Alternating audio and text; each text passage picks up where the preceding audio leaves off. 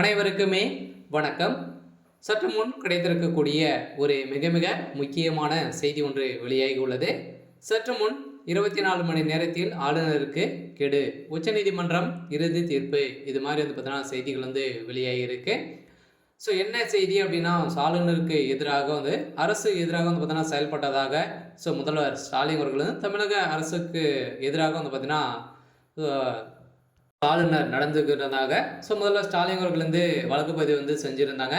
இந்த வழக்கு பதிவு அடிப்படையில் பார்த்தீங்கன்னா உச்சநீதிமன்றத்தில் இன்று தீர்ப்பு வழங்கியிருக்கக்கூடிய சூழ்நிலை. இந்த தீர்ப்புக்கு ஆளுநர் ரவி அவர்கள் பார்த்தீங்கன்னா எந்த ஒரு பதிலும் கொடுக்காத இருந்திருந்த நிலையில் தான் பார்த்தீங்கன்னா அதிரடியாக இப்போ அவருக்கு 24 மணி நேரம் பார்த்தீங்கன்னா உச்சநீதிமன்றம் டைம் கொடுத்துருக்காங்க.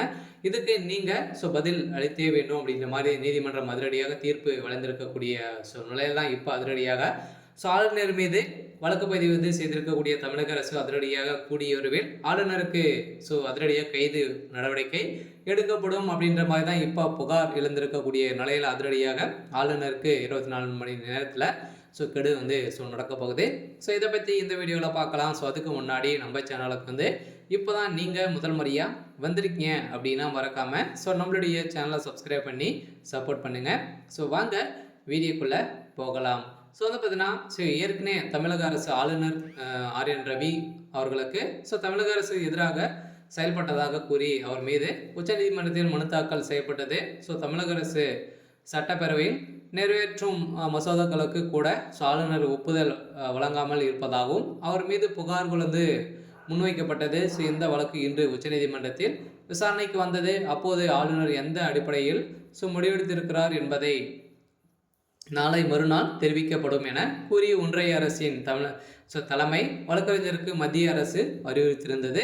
மேலும் இன்னும் 24 மணி நேரத்தில் இருப்பதால் அரசியல் சாசனப்படி ஆளுநர் தமிழ்நாடு அரசிடம் பேச்சுவார்த்தை நடத்தி இதை பார்த்தீங்கன்னா முடிக்க வேண்டும் அப்படின்ற மாதிரி உச்சநீதிமன்றம் தீர்ப்பு வழங்கக்கூடிய நிலையில் எதிராக பார்த்தீங்கன்னா இப்போ இந்த வழக்கை தமிழக அரசு கைவிடுமா அப்படின்றது தான் பெரிய கேள்விக்குறியாக இருந்தாலும் இதை கைவிடலை அப்படின்னா ஆளுநர் ரவி அவர்கள் பார்த்தீங்கன்னா அதிரடியாக கைது செய்யப்படுவார். முதல் முறையாக தமிழ்நாடு அரசு அதிரடியாக ஆளுநருக்கு வைத்த செக்கால முதல்வர் ஸ்டாலின் அவர்கள் பார்த்தீங்கன்னா இப்போ பெரும் மகிழ்ச்சியில் தான் இருக்காரு. இருந்தாலும் ஆளுநர் ரவி அவர்கள் செய்தது தவறு இல்லையா? பார்த்தீங்கன்னா அனைவருமே அவர் ஆளுகளாக இருக்காங்க.